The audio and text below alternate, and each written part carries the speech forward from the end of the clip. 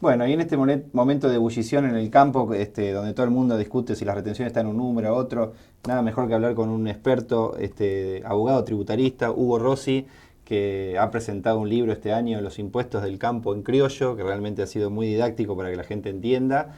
Y bueno, y en el marco de esta discusión sobre las retenciones, la liberación de exportaciones, Hugo, está bueno que nos expliques, bueno, a ver, qué posibilidades reales desde el Ejecutivo, teniendo en cuenta que los derechos de exportación, las retenciones es una ley, ¿qué podría cambiar el presidente el 11 de diciembre? Bueno, mirá, Mauricio, mucho más de lo que muchos creen. La realidad es la siguiente, las retenciones, como bien dijiste vos, son un impuesto, y esto lo ratificó la Corte Suprema el año pasado, el 15 de abril del año pasado, en un fallo Camaronera, que fue un fallo insignia, digamos, para los que estamos en el tema.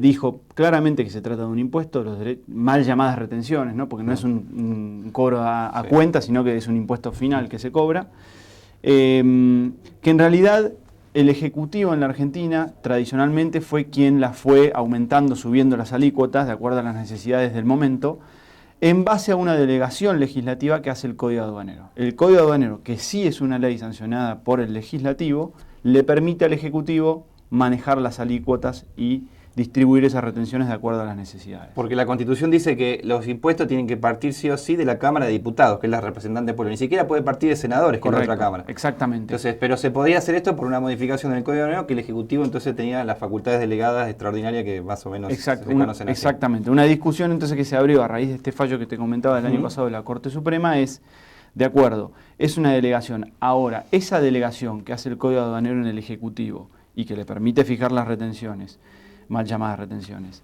¿está bien hecha? ¿Es una delegación técnicamente propia o es impropia? ¿Por qué? Porque es una delegación muy amplia.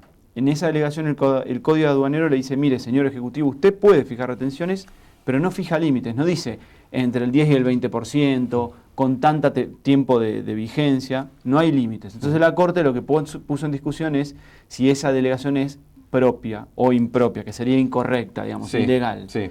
Bueno, esa es la discusión de fondo. Ahora, la realidad indica que también en forma posterior al fallo de la Corte hubieron 3 o 4 medidas desde el Ejecutivo actual, posteriores a ese fallo, que modificaron las retenciones, por ejemplo, al biodiesel.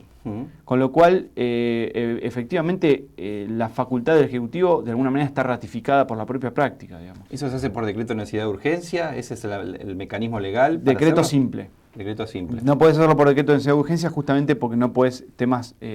los DN1 pueden tratar temas impositivos. O sea que el eventual presidente el 11 de diciembre tendría que pensar una cuestión administrativa, fiscal, no tendría que tener un problema legal, podría bajar las retenciones de la soja, por ejemplo, del 35 al 25 sin ningún problema. Por ejemplo. No necesita el aval del Congreso. Correcto.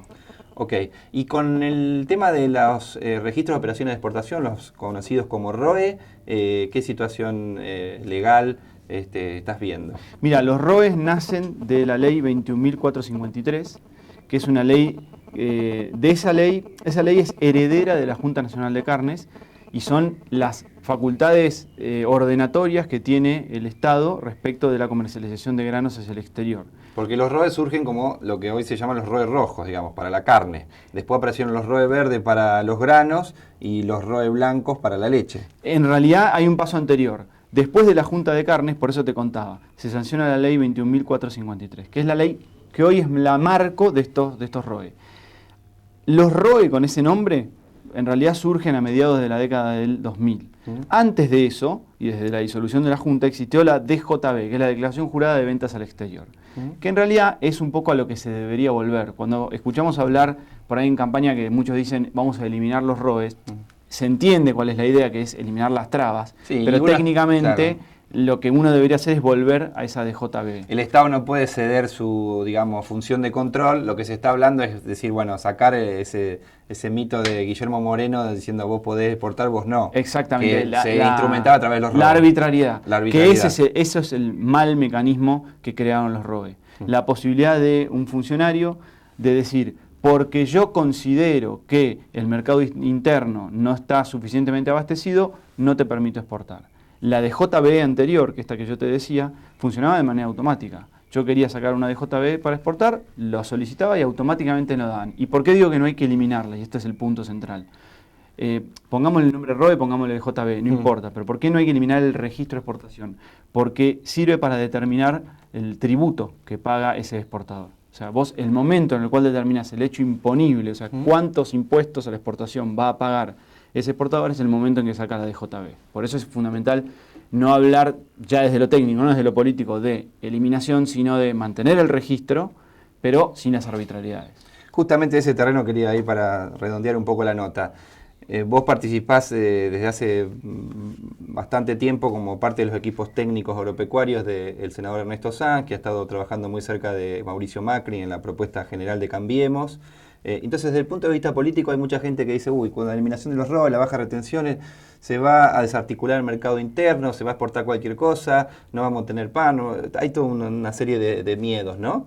¿Qué están analizando desde la propuesta de Ernesto Sanz, que digamos es tu líder directo, pero en el marco de Cambiemos con Mauricio Macri para el futuro de la Argentina? No, a ver, definitivamente no es así. En primer lugar porque los actores de la cadena ya saben que esto va a suceder y de hecho si vos te fijás en algunos productos el precio, no al consumidor, sino el precio mayorista ya empezó a copiar esa expectativa de eliminación de las retenciones y de eliminación o automatización de los ROE, digamos, ¿no? Efectivamente no es así y eventualmente además habrá que trabajarlo con los sectores, ¿no? O sea, hay sectores muy concentrados en la cadena con los cuales habrá que sentarse y decirle, bueno, señores, a ver, esto hay que regularizarlo, vamos a trabajar en conjunto y evidentemente se viene una primera etapa donde va a haber que tener mucho consenso con la cadena, pero sin duda hay que despejar esos miedos de que el efecto de eliminar los ROEs o las retenciones haga que el pan valga 40 pesos. Y fundamentalmente, ¿por qué hay que eliminarlo? Porque es mentira que haberlos puesto bajó el precio de los alimentos. Si vos me dijeras, mirá, ¿sabés qué, Hugo? La verdad tenemos una carne baratísimo. La mesa de los argentinos estuvo mucho mejor en estos 10 años. La verdad que no es verdad. O sea, a ver, y no es opinión política, es un número, es un dato. Tenemos un pan carísimo, tenemos la leche cara, tenemos la carne cara. En realidad, esa diferencia que genera el ROE, por ejemplo, no es que se está yendo al consumidor, que se está quedando otro. Entonces lo que hay que trabajar es en la cadena. Bueno, muchas gracias, Hugo, por clarificarnos un poco todos estos temas. Al contrario, gracias a ustedes.